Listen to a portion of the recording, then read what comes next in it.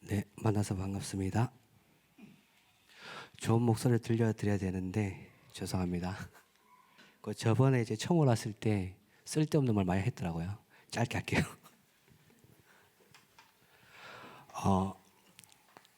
과거, 현재, 미래의 운명을 바꾼 영원한 응답입니다.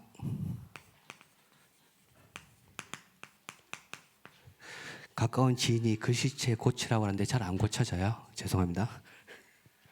우리 성경 함께 봉독하도록 하겠습니다. 사도행전 3장 1절에서 12절입니다. 성경 함께 봉독하도록 하겠습니다.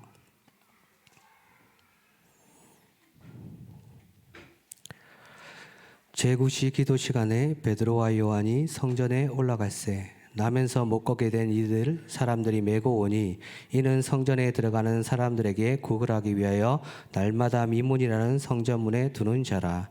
그가 베드로와 요한이 성전에 들어가 함을 보고 구걸하거늘 베드로가 요한과 더불어 주목하여 이르되 우리를 보라 하니 그가 그들에게서 무엇을 얻을까 하여 바라보거늘 베드로가 이르되 은과 금은 내게 없거니와 내게 있는 이것을 내게 주노니 나사렛 예수 그리스도 이름으로 일어나 걸으라 하고 오른손을 잡아 일으키니 발과 발목이 곧 힘을 얻고 뛰어서서 걸으며 그들과 함께 성전으로 들어가면서 걷기도 하고 뛰기도 하며 하나님을 찬송하니 모든 백성이 그 걷는 것과 하나님을 찬송함을 보고 그가 본래 성전 미문에 앉아 구걸하던 사람인 줄 알고 그에게 일어난 일로 인하여 심히 놀랍게 여기며 놀라니라.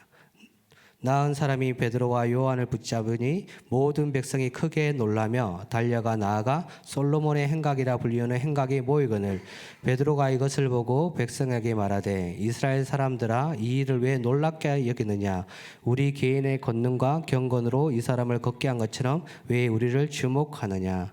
아멘. 저번 주 강단 말씀이죠. 저번 주에 제가 제 마음속에 가장 많이 바뀌었던 내용이 이거였습니다. 청년들은 얼마나 중요합니까? 밖에 나가는데 얼마나 힘듭니까? 그러니까 힘이 필요합니다. 그러면서 제가 기도한 게 뭐였냐면 하나님은 분명히 살아계시고 나에게 능력으로 함께 하신다 약속하셨고 그걸 믿고 우리가 살아가는데 이 부분을 1부 때는 믿어야 된다 말씀하실 거예요. 2부 때는 체험해야 된다 말씀하셨잖아요. 그래서 좀 곰곰이 생각해 봤어요. 이거 어떻게 체험해야 되지? 그러면서 제가 이제 아주 지금보다 믿음이 좀 안 좋았을 때 이걸 체험하기 위해서 이제 저에게 하나님 주신 방법은 뭐냐면 하루 8번 예배였어요. 하루 8번 예배 드리는데 찬송하고 류목사님 메시지 틀어놓고 녹취한 것 중에 화살표 꺾고 적고 기도하고 그 하루 8번 했는데 왜 그렇게 할 수밖에 없었냐면 제 속에 하나님의 뜻이 아닌 걸로 살아가려고 했던 삶 속에 뿌리 깊은 게 너무 많았던 거예요.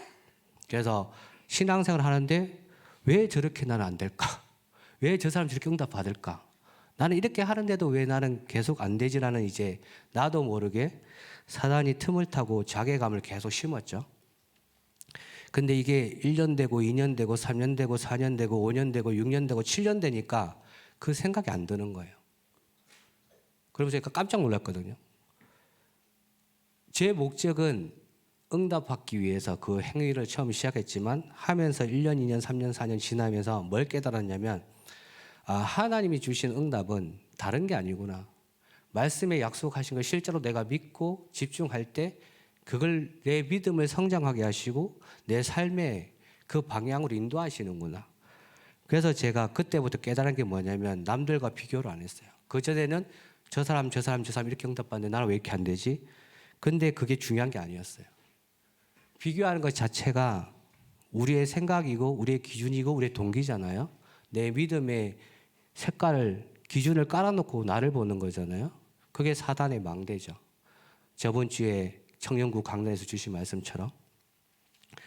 그래서 저는 여러분들이 말씀에서 하나님을 만났으면 좋겠습니다. 다른 곳에서 만나지 말고. 그러니까 저는 여러분한테 부탁드리고 싶은 게 뭐냐면 예배 드릴 때 찬양할 때 같이 찬양하세요. 입술을 열고. 그리고 같이 봉독할 때 같이 성경 말씀 봉독하시고요. 그리고 본당에서 예배 드릴 때 성가대가 같이 찬양할 때 같이 찬양하세요. 왜냐? 제가 그걸 안 했거든요. 근데 오늘 감사하게 그걸 하고 나니까 하기 전에 그걸 해야겠다 결단하고 집중하니까 내가 그전보다 상태가 다른 거죠. 나도 모르게 찬양할 때 찬양 안 하고 목소리로 하나님 말씀을 읽을 때 안 읽고 그럼 내 속에 뭐가 들어있을까요? 일주일 동안 계속 세상의 것을 가지고 살아가는데 그렇게 하고 싶진 않지만 그게 나를 휩쓸어 가는데 가장 중요한 건 내가 일주일에 한 번 예배 드리는데 그 예배 속에 내가 집중할 수 없다. 여러분들은 교회 와가지고 예배만 드리는 거지 축복을 받아가는 건 아니에요. 그러니까 제가 본당에 잘 안 올라가다가 3주 전부터 본당 올라갔거든요. 그러니까 본당 올라가서 예배를 드리는데 너무 좋은 거예요. 감사한 거예요. 그전에는 제 머릿속에 생각 속에 일이 너무 많고 심부름할 게 많으니까 본당에 올라가면 안 된다는 내 믿음의 기준을 가지고 심부름을 했거든요. 근데 저번 주에 그 말씀 주시더라고요. 제가 결단하기 전에. 결단하고 나서 다시 집중하길 때. 그러니까 하나님은 정확하시죠. 그러니까 예배를 딱 드리는데 제 마음과 생각 속에 온전히 집중은 못하지만 집중할 수 있도록 계속 말씀이 저를 이끌어 가신다니까요. 그래서 오늘 여기 찬양 인도하시는 분, 저 깜짝 놀랐거든요. 제가 차에 운전하면서 찬양하던 그걸 오늘 부르시더라고요. 왜 저도 스케줄이 바빠서 많은 사람 만나지 않는데 다양한 사람 만나잖아요. 그러니까 시간이 차밖에 없어요. 그러니까 차에서 항상 찬양하고 차에서 항상 기도하고 차에서 항상 집중하거든요. 한 번은 창문을 다 열어놨어요. 제가 모르고. 혼자 이제 망대기도 막 찬양하는데 주차를 딱 했는데 옆에 지나가는 사람이 눈을 딱 보도 뭐 해? 이러는 거예요. 제가 숫기가 없어가지고 얼굴이 빨개지려다가 내가 굳이 이렇게 해야 되냐? 찬양해 이렇게 했거든요. 그래서 그 사람이 뭐라는지 알아요? 좋겠다. 예전에 저 같았으면 막 내려서 싸웠겠죠. 감히. 근데 제가 왜 이 말씀 드리냐면 여러분이 그 시간 있으셔야 돼요. 그 시간 없으시잖아요. 여러분이 일하셔야 돼요. 밖에 나가서도 교회 와서도. 제가 저랑 친한 분들이 많이 없는데 제가 친한 분들 있으면 제가 가장 강조하는 게 뭐냐면 일하지 말라고 해요. 일은 당연히 해야죠. 먹고 살아야 되는데 교회 와서 헌신해야 되는데 그런 개념이 아니라 일하시기 전에 하나님한테 은혜 먼저 받으십시오. 은혜 없이 일을 하잖아요. 그럼 내 상황이 쫓겨가요. 상황에 따라서 밀려가고 내 믿음대로 밀려가고 내가 하고 싶은 대로 가서 밀려가고 그러다 보면 나도 모르게 저까지 가 있거든요. 진짜 일하지 마시고요. 은혜 받으십시오. 은혜 받으셔야 됩니다. 그래서 여러분들 은혜 받으시고 여러분 나이 때 여러분이 하나님께 받은 그 문화를 가지고 교회 생활 하시면 됩니다. 장로님들의 말씀 수용하시고요. 존중하시고 교역자의 말도 수용하고 존중하시고 하나님이 여러분 개인에게 주신 그 생명을 말씀을 가지고 문화를 만들어 가세요. 제가 이번 주에 한 몇 분 만났는데 제가 너무 미안하더라고요. 우리 교회에 오셨는데 제가 다른 데 섬기고 있었잖아요. 근데 그 섬기는 교구에 계셨던 분이에요. 그래서 제가 바쁘다는 핑계로 연락 한 번도 못 해봤어요. 근데 청정구 오고 나서 양심에 찔리잖아요. 그러니까 연락 드렸는데 만났어요. 만나면서 제가 뭘 느꼈냐면 이분의 그 시간표는 본인이 고박한 대로 하나님 앞에 집중하고 싶은 시간표인데 제가 그 시간표에 연락을 못한 거예요. 무슨 말이냐? 내 마음이 원하고 하나님 원하는 그 응답 속에 들어가고 싶은데 제가 그 길을 빨리 못 열어준 거죠. 그러니까 저는 여러분들이 하나님 앞에 나아갔으면 좋겠습니다. 어떤 상황이든 어떤 환경이든 어떤 문제든. 그래서 지금 말씀의 흐름이 다 이거죠. 저 메시지 준비하면서 깜짝 놀랐어요. 이거 제가 준비한 말씀이거든요. 저번 주에. 강단 딱 서라 하시면서 그 묵상을 되게 어렵게 생각하세요. 묵상은 뭐냐? 내 입술로 하나님의 말씀을 읽는데 그걸 내 귀로 듣고 이게 무슨 뜻이지? 왜 나한테 이 말씀 주셨는지 생각하는 거예요. 한 번, 두 번, 세 번, 네 번. 이해가 안 되네? 다시 읽고 내 상황과 비추어서 왜 이 말씀 주셨는지 계속 질문하잖아요. 질문하면 내 생각이 나오겠죠.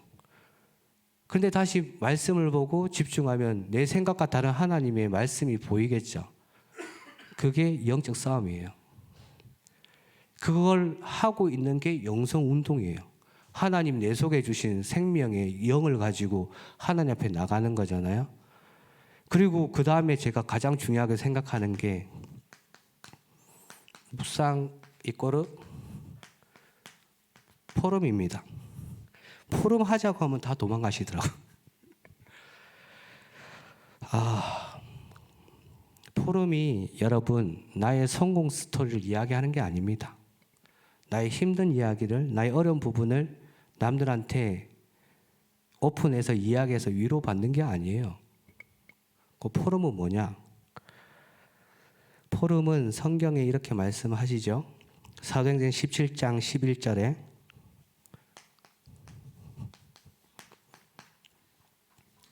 베레아 사람은 데살로니가에 있는 사람보다 더 신사적이어서 간절한 마음으로 말씀을 받고 이것이 그런가 하여 날마다 성경을 상고하니라. 이게 묵상이자 포럼이에요. 묵상은 하나님 1대1로 하는 거고 포럼은 나와 다른 여러 가지 신앙을 가지고 배경을 가지고 색깔을 가진 사람과 하나님의 말씀이 맞는지 안 맞는지 상고하는 거예요. 질문하는 거. 인생 스토리가 조금 성공하고 잘 되면 멋있게 이야기하고 내가 좀 그 기준에 좀 안 되면 이야기 안 하고 그거 세상 거잖아요. 그거는 별로 좋다고 생각 안 합니다. 제 개인주로는. 사도행전 2장 42절에 말씀하시죠.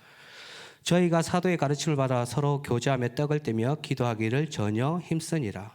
사도의 가르침을 받은 말씀을 가지고 서로 교제하는 거예요.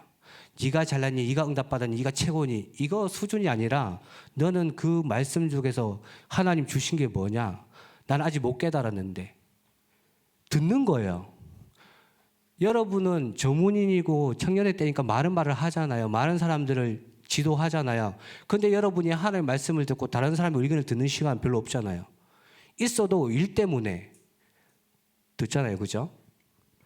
이 친구가, 저 동생이, 저 오빠가, 저 언니가 어떤 복음의 색깔을 가지고 어떻게 살아왔는지, 지금은 어떤 마음을 가지고 어떤 자세로 하나님 앞에 집중하는지, 그거 여러분 듣는 시간 있습니까? 일주일에 한 번이라도? 없잖아요. 그러니까 내 믿음대로, 내가 정해놓은 내 입장대로, 상황대로 사람을 판단하고 보고 분별도 못 하잖아요. 그러니까 포럼이 두렵고 무서운 게 아니라 포럼은 여러분에게 주신 하나님의 축복이에요. 그러니까 한 청년이 저한테 이야기하더라고요. 포럼 너무 두렵다고. 제가 뭐라고 했냐면 듣는 것도 포럼이다. 저는 아까 말씀드린 그 집중 7년 동안 제 입술로 이야기해 본 적이 없어요. 전 듣기만 들었어요. 목사님들의 포럼, 저보다 신앙의 선배의 포럼, 좋은 것도 있겠죠. 육신적인 것도 있고 불신앙도 있겠죠. 근데 그 모든 거 듣고 제가 하나님 앞에 묵상했다니까요. 처음에는 도대체 왜 저런 이야기를 나한테 하지? 나 믿음도 없는데? 나 시험하나? 그죠? 근데 시간이 지나니까 제 속에 하나님의 말씀이 담기니까 좀 마음이 안타깝더라고요. 제 어린 신앙 수준에. 그래서 불신앙 포럼 나오잖아요. 저 기도하기 시작했어요. 제 수준대로 하나님 저 입을 다물게 하옵소서. 불신앙 안 하게 하옵소서. 저 불신앙 듣고 내 속에 불신앙이 안 자라게 하옵소서. 제 수준이었어요. 그때는. 지금 또 단어만 바꾸지 비슷한 내용이에요. 불신앙 들으면. 그리고 사도행전 4장 20절입니다. 뭐라고 말씀하시냐면 우리는 보고 들은 것을 말하지 아니할 수 없다. 여러분 증인이잖아요. 그리스도의 증인. 내가 하나님의 말씀을 듣고 확인하고 됐다 안 됐다가 아니라 그런 수준이 아니라 이게 너무 나에게 안 되니까 하나님 어떻게 하면 됩니까? 이게 나에게 너무 간절한데 너무 내가 이거에 목숨 걸고 싶은데 집중하고 싶은데 내 상태는 왜 이렇습니까? 그게 묵상이라니까요. 그게 어느 정도 말씀으로 채워지면 다른 사람한테 증거가 되겠죠. 사람마다 다 다르겠죠. 그 시간표 빨리 오는 사람도 있고 천천히 오는 사람도 있고. 근데 우리는 빨리 오기를 원하고 저 사람이 응답받은 걸 내가 빨리 받기 원하잖아요. 그렇다면 반대로 생각해 보십시오. 저 사람이 그 응답을 받기 위해서 보이지 않는 곳에서 얼마나 하나님 앞에 영적 싸움을 했는지, 얼마나 자기를 앞에 세워놓고 하나님 앞에 그 말씀을 보고 집중했는지. 여러분들은 너무 좋으신 분들인데 결과만 빨리 보려고 그래요. 그런데 모든 것은 과정이 있는 거예요. 그 과정이 남들하고 좀 다르다고 해서, 남들과 좀 특이하다고 해서 내가 잘못된 거 아니잖아요. 하나님은 여러분은 한 사람 한 사람 이름을 주시고 한 사람 한 사람한테 살아갈 수 있는 힘도 주시고 각자의 전문성과 각자의 달란트와 각자의 장점 단점을 주셨는데 그게 똑같이 돼야 된다는 것처럼 잘못된 생각을 가지고 있으시잖아요. 그래서 우리 속에 있는 흑암의 망대를 무너뜨리셨으면 좋겠습니다.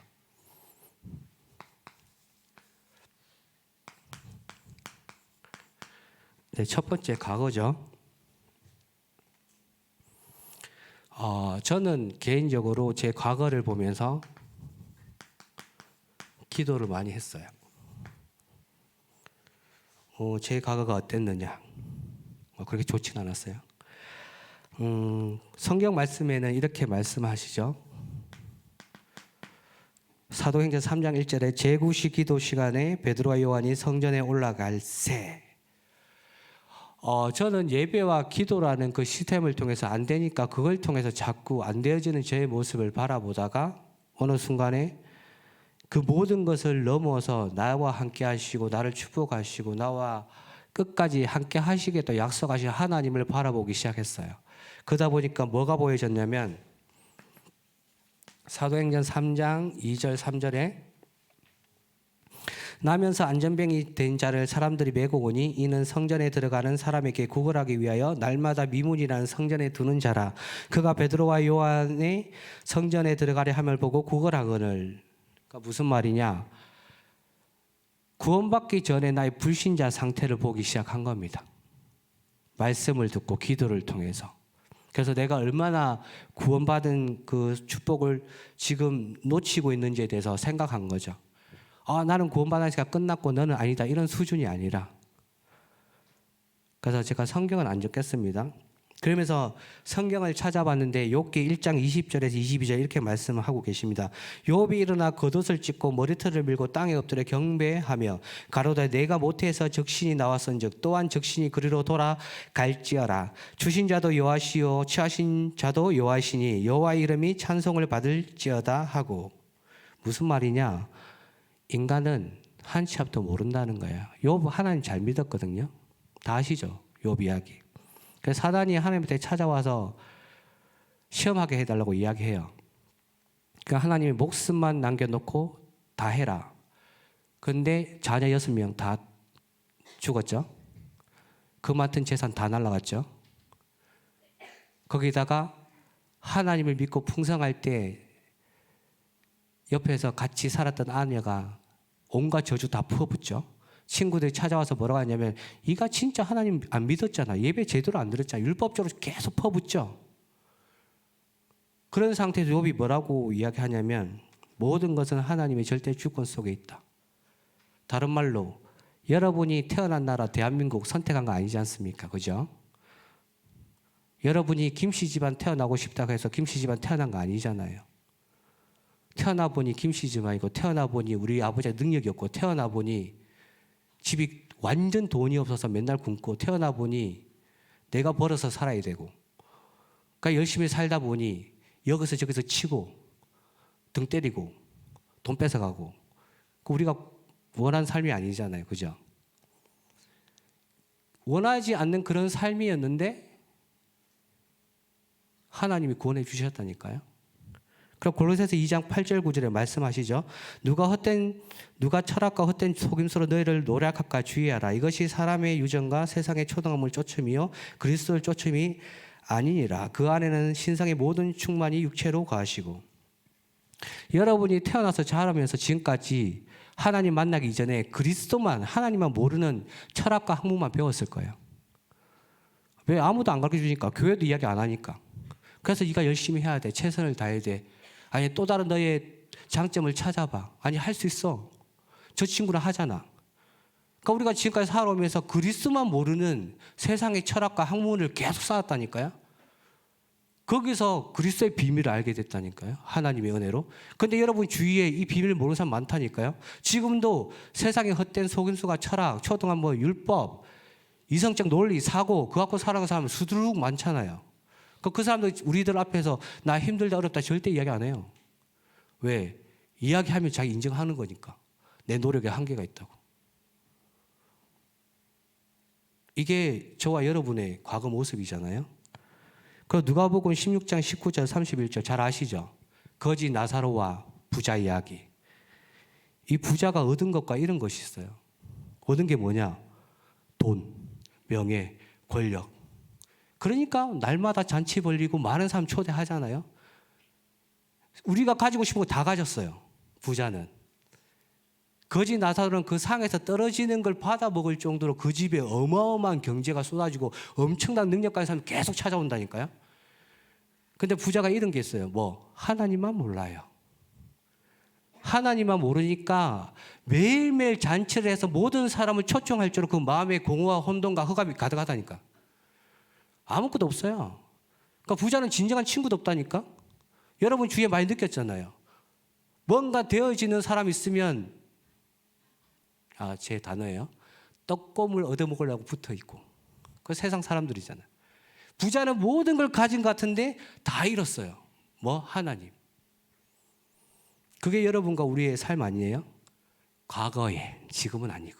그러니까 사도행전 4장 8절, 사도행전 8장 4절 8절에 사마리아 그 지역에 육신의 곤비 상태, 마음의 곤비 상태, 희망이 없는 그 상태에 가서 빌립 집사가 다른 거 이야기 안 했다니까. 예수 그리스도의 복음을 전했는데 8절에 그 성에 기쁨이 있었대요.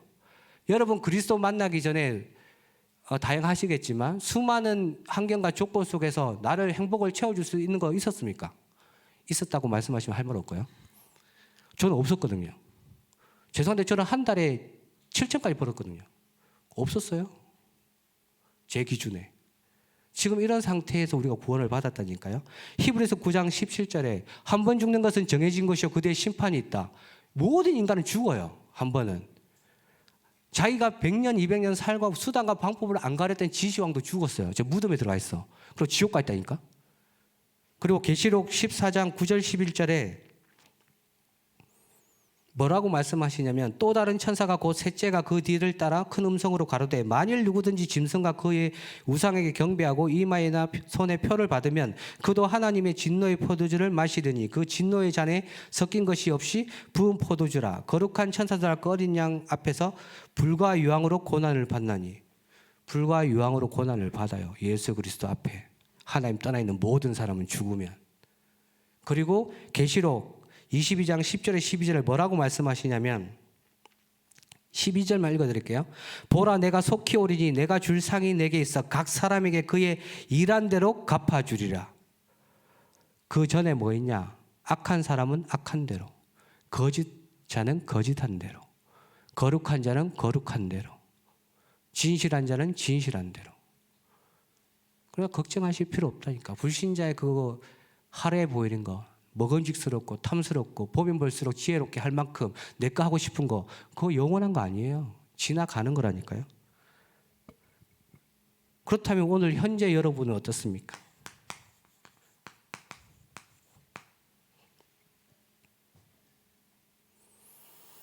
하나님께서 준비하신 걸 찾는 여정을 가고 있잖아요. 그럼 하나님이 여러분에게 준비한 건 다 다르겠죠. 자기의 전문성과 업과 자기의 살아온 배경과 모든 걸 총통해서 하나님은 여러분에게 주시고자 하는 게 있잖아요. 그런데 그걸 어떻게 찾습니까?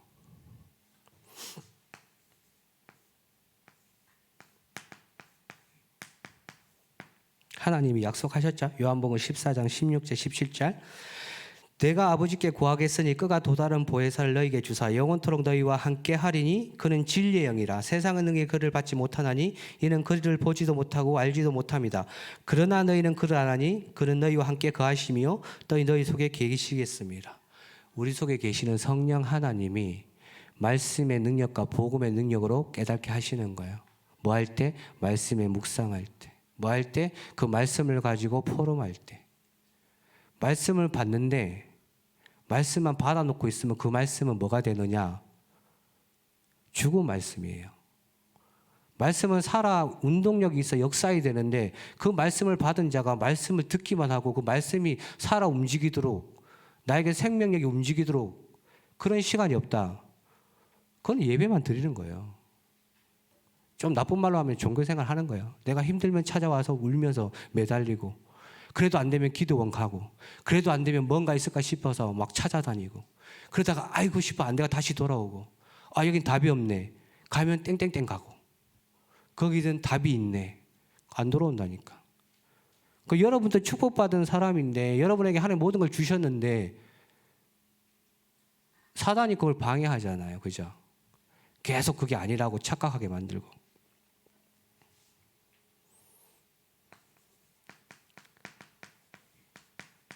요한복음 14장 26절 27절 말씀하시죠. 보혜사 곧 아버지께서 내 이름을 보내실 성령 그가 너에게 모든 것을 가르치고 내가 너에게 말한 모든 것을 생각나게 하리라. 평안을 너에게 끼치노니 곧 나의 평안을 너에게 주노라. 내가 너에게 주는 것은 세상이 주는 것과 같지 아니하리라. 너희는 마음에 근심하지도 말고 두려워하지도 말라. 근심할 일이 생겨요. 두려울 일이 생긴다니까. 근데 말씀 주셨잖아요. 그거 하지 말라고. 왜 그거 하면 안 될까요?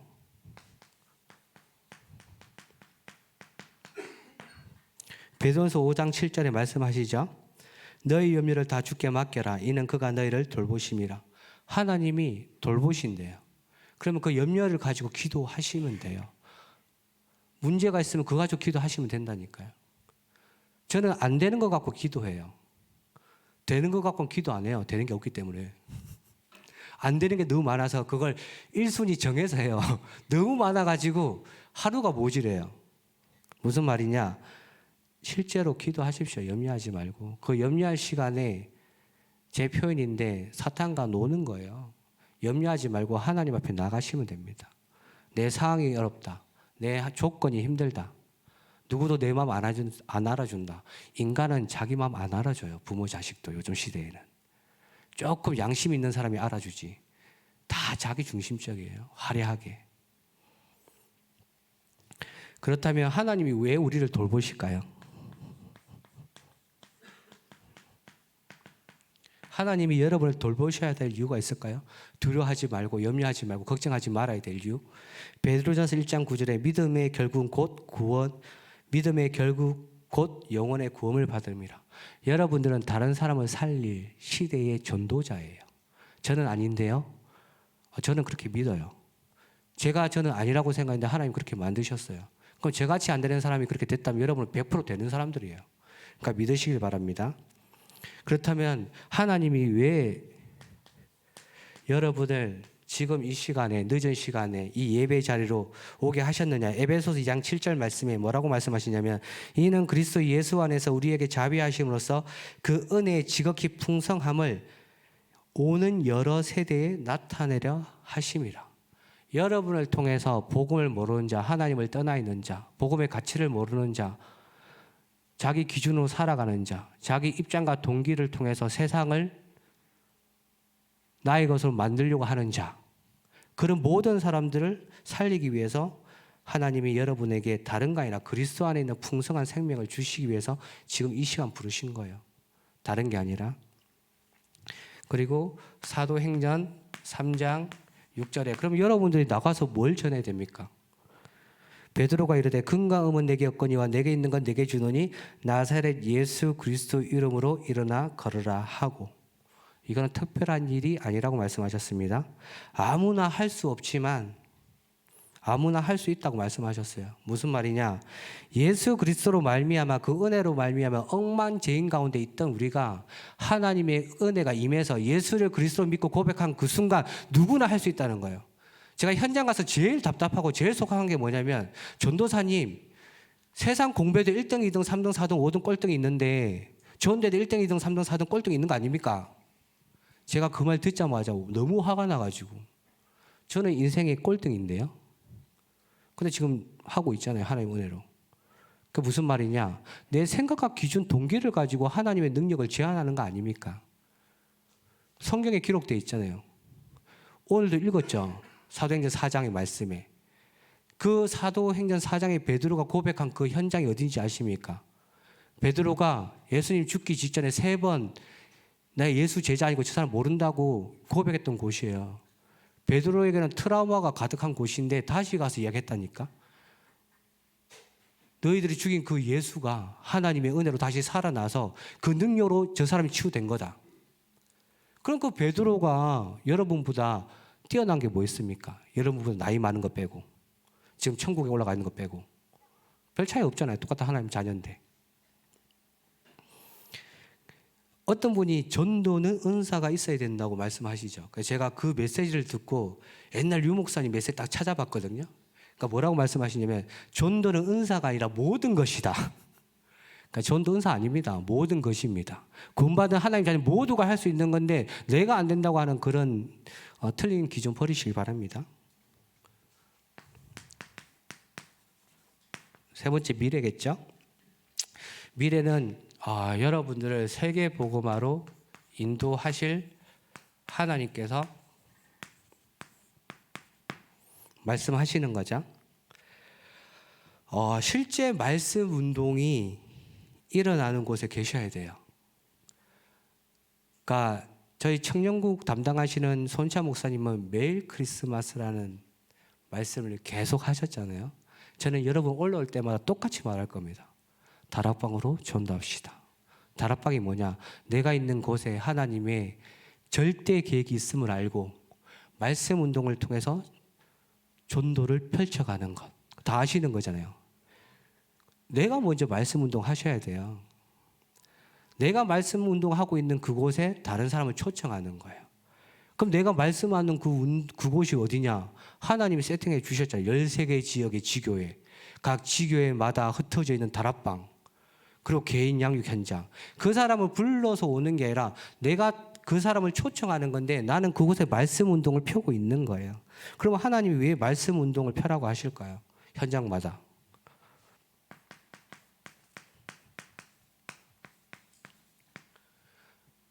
말씀 운동이 일어나는 그곳에 3가지 뜰이 있어요.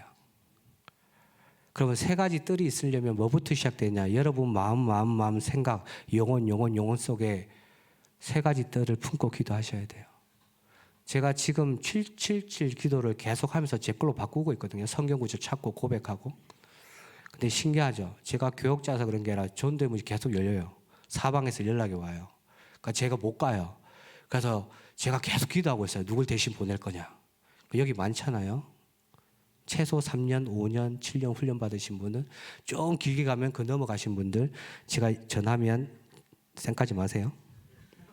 쌩까면 저 오래 갑니다. 성격이 안 좋아서.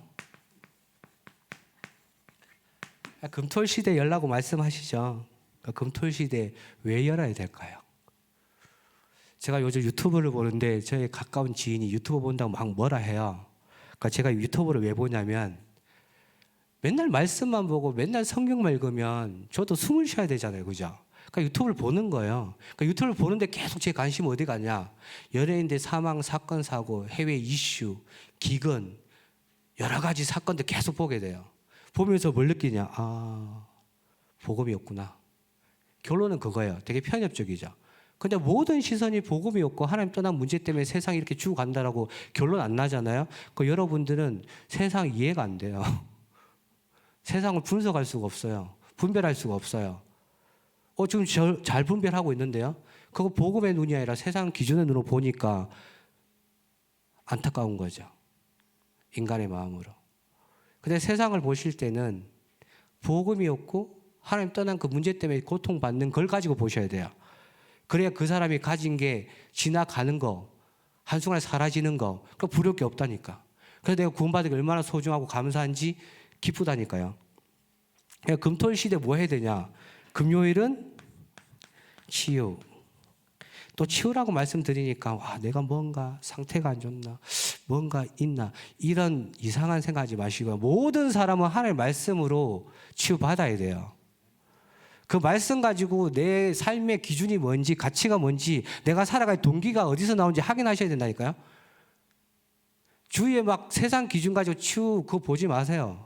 하나님의 말씀이 내한테 안 당기면 그거 치유받아야 돼요. 그 영은 하루 이틀 3일 4일 지나면 죽어요.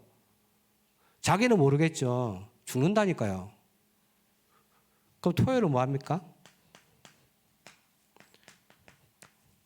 우리 한국 사람은 혼자 잘한다고 말씀하시죠. 함께 가는 거예요. 본부 메시지를 통해서. 전체 흐름이 어떤지, 내가 가야 될 방향이 어떤지 찾아야 된다니까요. 그 주일날은 뭐냐? 답 찾으시면 됩니다. 무슨 답을 찾아야 되느냐? 여러분이 잘 아실 겁니다. 하나님이 여러분에게 문제와 갈등과 어려운 모든 답은 강단에서 주세요. 근데 내가 그걸 못 찾을 뿐이지. 찾는 사람은 묵상하게 돼 있고, 찾으려고 몸부림친 사람은 묵상하게 돼 있고, 그걸 찾은 사람은 말하지 아니할 수가 없어요. 하나님의 역사를, 기쁨을, 감사를. 그런데 그걸 듣고 우리의 자세의 마음은 그래 너는 그렇게 잘났어? 응답하다가 나는 아닌데? 또 그런 또 사단의 또 달콤한 속삭임으로 무너지죠. 그거 절대 하지 마세요. 그래서 결론입니다. 결론은 사도행전 2장 42절에서 47절입니다. 오늘도 나오셨더라고요. 빛의 경제. 그들이 사도의 가르침을 받아 서로 교제하고 떡을 떼며 오로지 기도하기를 힘쓰니라. 사람마다 두려워하는데 사도들로 말미암아 기사와 표적이 많이 나타나니 믿는 사람이 다 함께 있어 모든 물건은 서로 통용하고 또 재산과 소유를 팔아 각 사람의 필요를 따라 나눠주며 날마다 마음을 같이하여 성전에 모이기를 힘쓰고 집에서 떡을 떼며 기쁨과 순전한 마음으로 음식을 먹고 하나님을 찬미하며 또 온 백성에게 친송을 받으니 주께서 구원받을 사람을 날마다 더하게 하시리라. 제가 아는 분이 계신데 그분이 이런 이야기하면 되게 싫어하실 거예요. 교회에서 그분을 보는 시선은 뭐냐? 되게 안정적인 직업을 가졌다. 돈이 많다. 잘 살고 있다. 근데 제가 알기로는 그분은 자기 옷을 사신 적이 없어요. 5,000원짜리 티셔츠 하나 사는데도 벌벌 떨어요. 근데 그분은 원래 사실이니까 이야기할게요. 그분은 교회 안에 뭐 행사가 있고 렘넌트 운동에 뭐 필요하다 하잖아요. 한 달 전부터 광고 듣고 기도하세요. 그리고 자기 5,000원 티셔츠 살 거 아껴가지고 플러스 알파로 헌금하세요. 목사님 이야기하셨죠. 경제가 아니고 빛의 경제다. 경제 필요하죠. 나 먹고 살아야 되는데. 그죠? 필요 없다는 소리가 아닙니다. 그럼 빛의 경제는 뭐냐? 경제는 나를 위해 쓰는 거고 빛의 경제는 하나님께 드리는 거예요. 그런데 하나님께 드리는데 그 목적과 가치가 후대를 위해서 내가 죽고 없어질 그 현장에 복음이 선포되고 증거되어야 되는데 그 복음이 선포되고 증거 안 되면 다 죽기 때문에 그거 성경에 기록해놨기 때문에 그 마음을 가진 자 그렇게 할 수 있는 거예요. 이렇게 이야기해도 이해 잘 안 되시죠? 저는 그분 볼 때마다 너무 고맙고 감사해요. 액수가 중요한 게 아니라. 그러면 빛의 경제에 응답 받으려면 어떻게 해야 됩니까? 망대부터 세우세요. 저번 주 말씀하시죠? 7망대 7여정 7이정표 기도 제목이 되지 말고 나의 기도가 되라. 무슨 말이냐? 그게 텍스트로 해서 여러분에게 주신 기도 제목을 찾으시면 됩니다. 누가 오래 하지 말라 해서 짧게 했는데 성경 구절 제가 앞에 딱 적었거든요. 안 적었지만 마음속에. 저는 성삼위 하나님 딱 묵상할 때 첫 번째가 뭐냐? 태초에 하나님이 천지를 창조하시니라. 그게 시작이에요. 하나님의 절대주권. 그러면 성자 예수 그리스도 묵상할 때 뭐냐? 요한복음 1장 1절. 태초에 말씀이 계시니라. 그 말씀이 하나님과 함께 계셨으니 그 말씀은 곧 하나님이시라. 그 성령 하나님 뭐냐? 여기 적어놨잖아요. 요한복음 14장 16, 17절. 그러니까 여러분에게 주신 말씀, 그 텍스트를 가지고 찾으셔야 되니까 말씀을 읽고 담는 게 묵상이고, 그게 나의 지금의 상태뿐만 아니라 내 후대를 살리는 영성의 축복을 누리는 거예요. 하시는 분만 응답 받습니다. 그리고 제가 현장 가는데 다 똑같은 말씀 하시더라고요. 되어지는 다락방 오기초 제발 확인하고 제발 응답 받고 싶습니다. 응답 다 받고 싶으시죠? 2월 달부터 국내 전도위원회 2000지교회에서 시작합니다. 5가지 훈련. 여러분 시간표 보시고 하나님 앞에 기도하시면서 집중하십시오. 훈련만 받지 마시고요. 직접 초청하세요. 하나님이 여러분을 위해서 세팅한 그 지역에, 그 현장에, 지교회, 다락방에 초청해 오세요. 그 다락방으로 전도해야 되잖아요. 그죠? 거기서 생명운동이라고, 영접운동이라고, 거기서 제자가 키워지고, 거기서 또 개인 양육자가 일어나고, 여러분 지금까지 수천, 수만 번에는 아니지만 수백 번은 훈련 받으시고 이 말 들으셨잖아요. 그죠? 근데 그대로 안 하시잖아요. 훈련 받은 대로 한번 해보세요. 2월 달에 훈련 시작되니까 여러분 마음과 생각에 하나님의 은혜가 임할 수 있도록.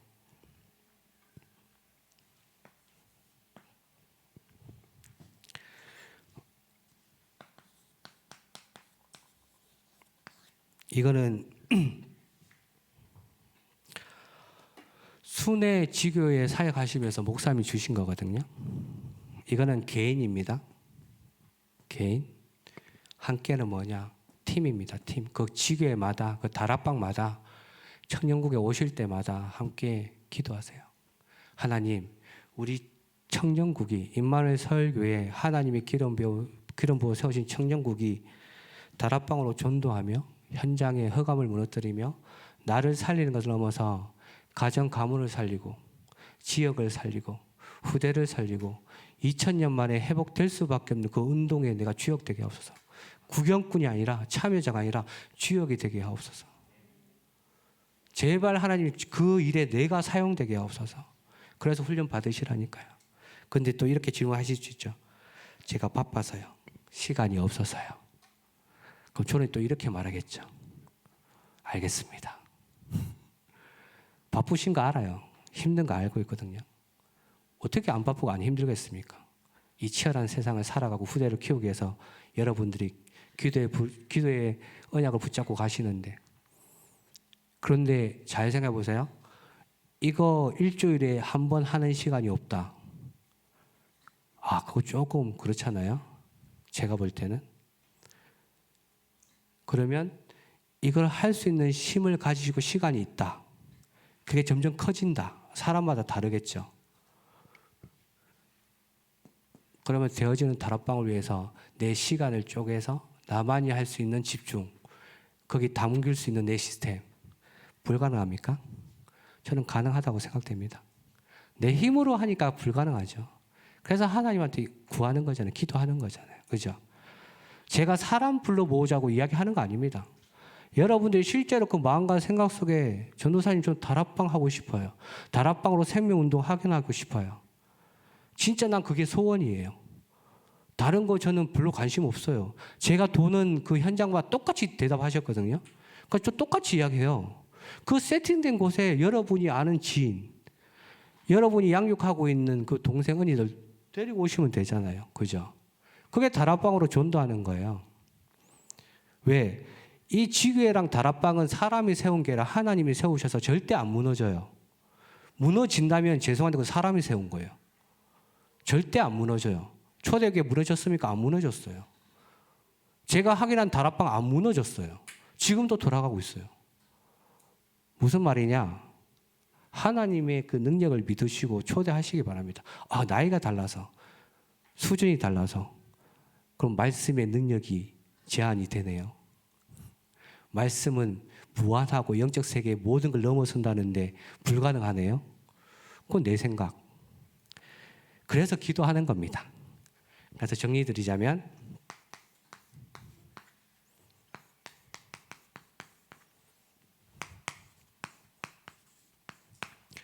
기도로서 내 과거의 그 모습을 보면 현장이 보입니다. 그러면 당연히 기도 스케줄이 얼마나 소중한 거 아시겠죠?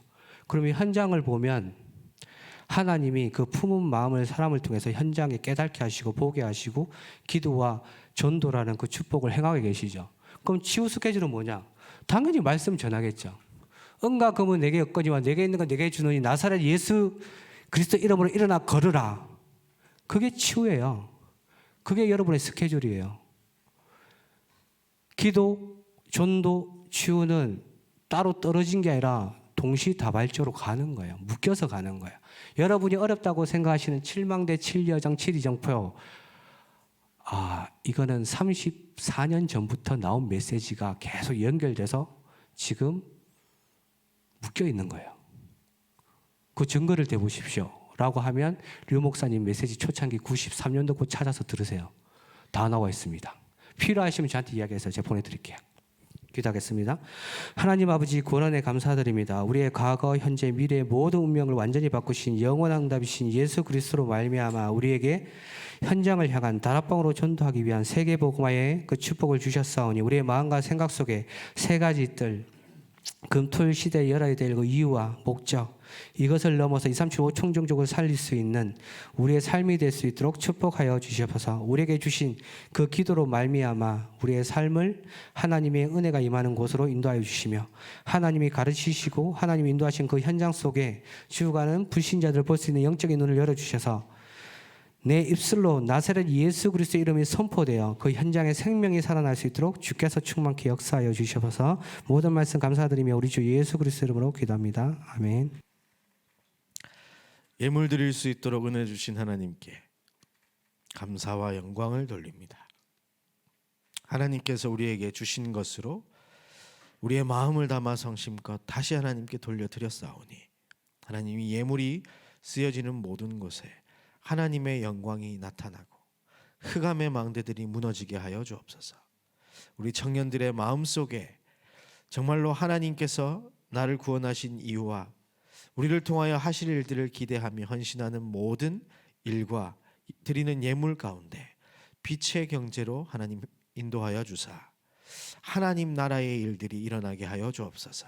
특별히 우리 교회 안에 세 가지 뜰이 세워질 수 있도록 인도하여 주옵시며 금토일 시대를 열어가기에 부족함이 없도록 우리 청년들을 축복하여 주옵소서. 특별히 하나님 이제 인생의 중요한 시간표를 새롭게 시작하는 가정이 있습니다. 하나님 정말로 복음 열매를 맺는 가정으로 하나님께서 역사하여 주시고 이 가정에 평생의 언약을 전달하실 주례자 목사님께 시공간을 초월하사 지금 성령의 충만함을 주시고 말씀이 선포되어질 때에 하나님의 나라가 임하게 하여 주옵소서. 이제는 십자가에서 모든 문제 해결하신 예수 그리스도의 은혜와 하나님 아버지의 무한하신 사랑과 성령님의 내주 인도 충만 역사하심이 과거 현재 운명 정말로 그리스도 안에서 그것을 다 바꿔나가며 하나님께서 우리에게 허락하신 그 시간표들을 발견하려 결단한 우리 모든 청년들 위해 이들의 만남과 현장 위에 새롭게 시작하는 새 가정 위에 우리 임마누엘 서울교회 위에 이제로부터 영원까지 항상 함께 있을지어다. 아멘.